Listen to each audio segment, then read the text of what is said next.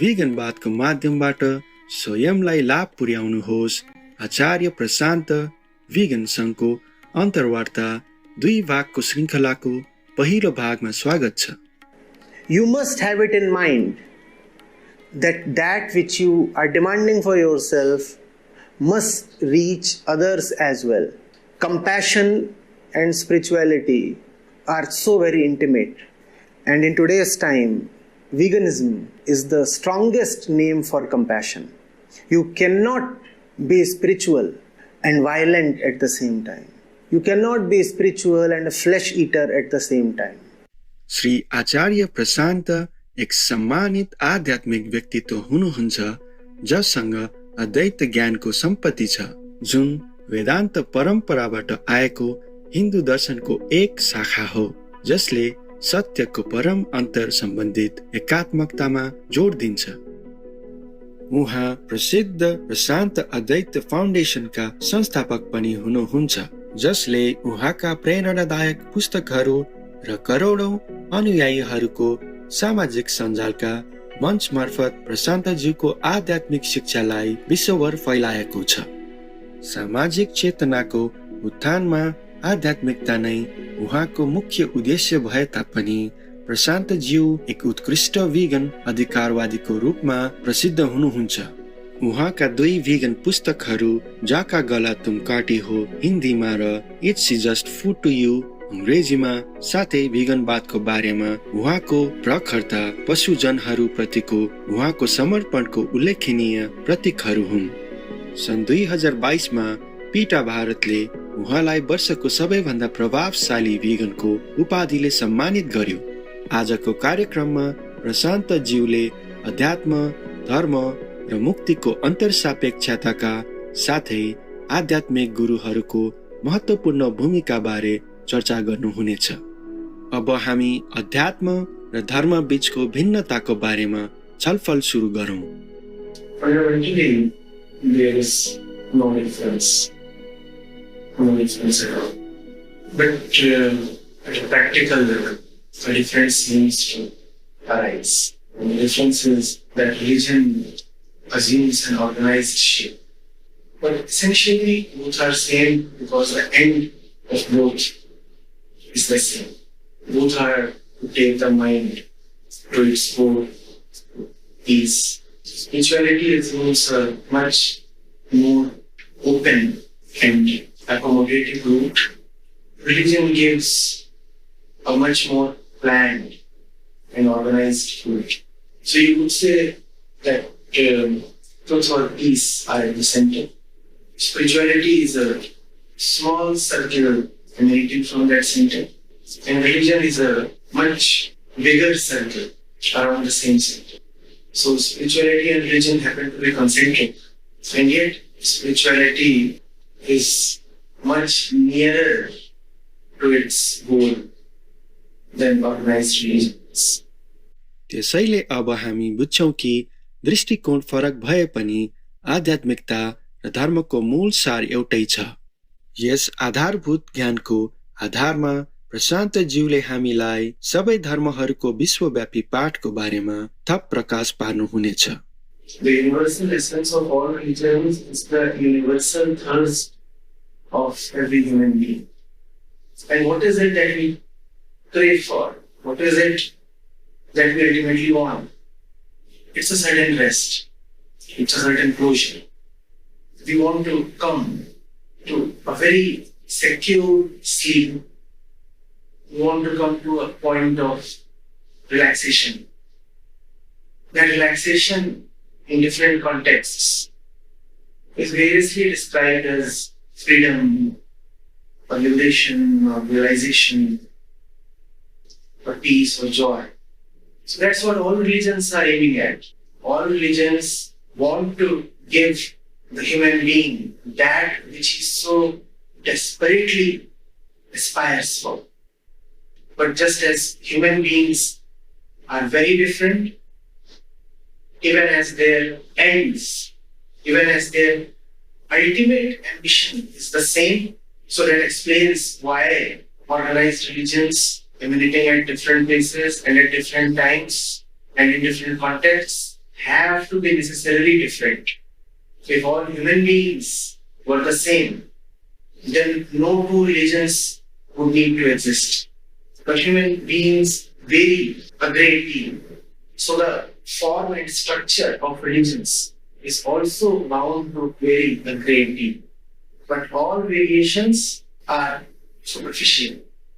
As you go deeper into the human psyche, the variations start getting inert and you find more similarity, rather more oneness emerging. Similarly, when you dig deep into any religious fold, you find that the differences between the various religions start decreasing, and what gradually shines forth is a oneness of purpose. That oneness is the goal of religion and of human life. सबै धर्महरूले लक्ष्य राखेको सत्यको परम एकात्मकता प्राप्त गर्ने मार्गमा आध्यात्मिक अभ्यासकर्ताहरूले ढिलो चाँडो महसुस गर्नेछन् कि तिनीहरू जीवनको यस महान खेल प्रदर्शनमा फँसेका छन्। त्यसै क्षणदेखि तिनीहरू सबै बन्धनहरू काट्न र यो भ्रमपूर्ण नाटकबाट बाहिर निस्कन चाहन्छन्। प्रशान्त ज्यूले अब यस आध्यात्मिक विषयमा थप विस्तार गर्नुहुनेछ। What then is liberation? Liberation is to come to a point or get hold of something or drop something, become immensely big or reduce totally. Describe it whichever way you would and stop. That is liberation. You begin so that the beginning is final. It doesn't prove to be final. It ends. You end, but the end is never final and you again have to begin. And all the beginning and the ending is for a certain purpose. Liberation is to achieve that purpose. Liberation is to hit the existential jackpot. Liberation is to say, I finally cracked the game. You are trying and trying. And all human effort and movement and strife, this whole universal drama is actually nothing but a desire for liberation. One tries this, one tries that. This house, that house. This book, that book. This profession, that way. This man, that woman. One does not do things. One is just trying to be liberated. And in this quest for liberation, it is unimaginable how many bondages we keep entering. Man never took on a bondage but for the sake of liberation. Had liberation not been so very dear, attractive, real, convincing, we would not have been in so many bondages. Liberation is so very compelling that you are prepared to be in shackles and tolerate and never stop trying. धेरै जसो मानिसहरूको लागि जीवनको थकित बनाउने नाटक अन्तहीन रूपमा चलिरहेको जस्तो देखिन्छ। यसरी प्रबुद्ध गुरुहरू सधैँ यस खेलबाट दिक्क भएका प्राणीहरूलाई जगाउन र उद्धार गर्न आउने गर्नुहुन्छ। प्रशान्त ज्यूले अब हामीसँग मुक्ति प्राप्तिका लागि मानव जातिको अनन्त सङ्घर्षहरू साझा गर्नुहुनेछ। Modernity of the world is the most recent act and scene in the eternal drama. Scenes change, the drama continues. What is it that you call as modernity? Certain philosophies prevail, certain ideologies become dominant. Technology comes to a certain point. Man starts living, eating, moving, talking in a certain way. Society and economics organize themselves in a certain way. This is what you call as modernity.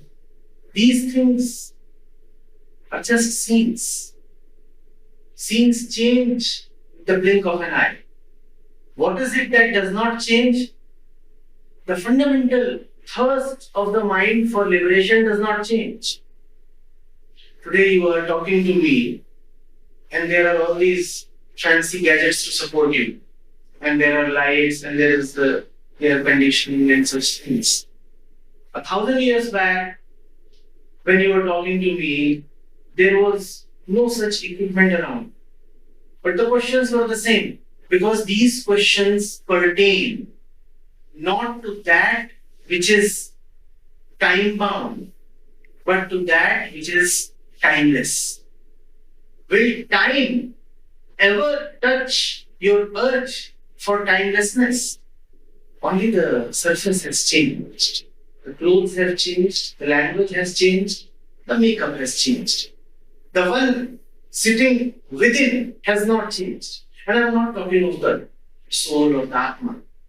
I'm talking of the discontentment, the restlessness that man is.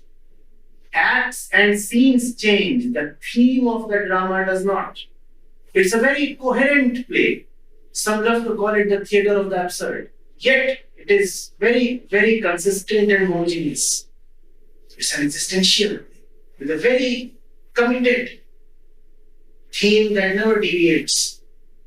And these same questions will remain topical and pertinent even 2,000 years from today. Well, that is if anybody survives to ask these questions.